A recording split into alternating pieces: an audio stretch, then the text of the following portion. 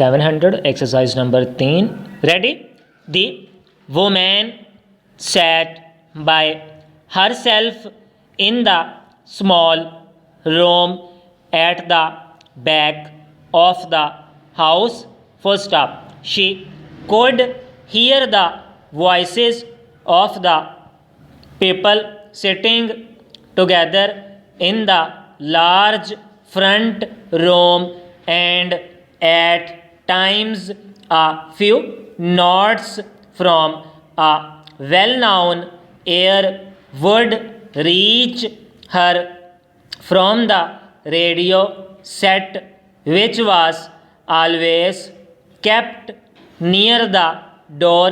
First up, generally she liked to sit with the others in the evening, hearing them talk about the events of the day and expressing opinions on the news given out by the BBC. First up, the people were employed in such different ways and they held such widely differing opinions that she, who knew little about the arts in any form, believed that to sit in that room was as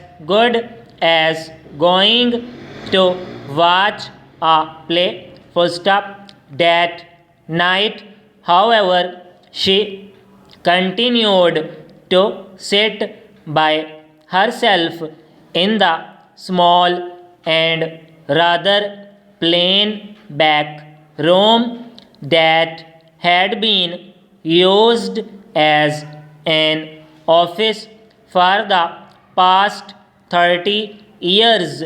First up, she looked down at her hands and saw on them signs of years of hard work. First up, not for her were the white hands of her boarders, few, if any, of whom had ever done any really hard work in their lives. First up, her hands were red and covered with little black lines. First up, for as long as she could remember, she had to work for her living, helping her mother, and afterwards working in the boarding house. First up, that day her boarding house had been bought. First up, she herself had signed the papers that meant that the house would pass into other hands next month.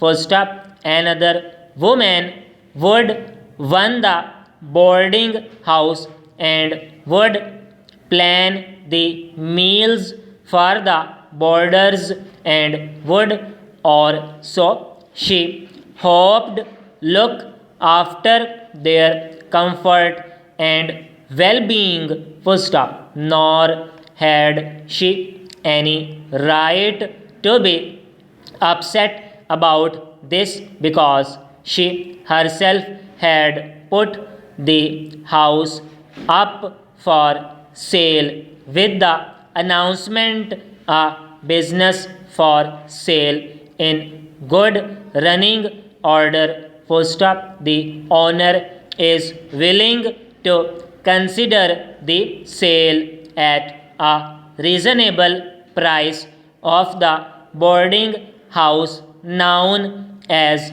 High View. First up, it faces the sea and has room for 25 borders. Full stop.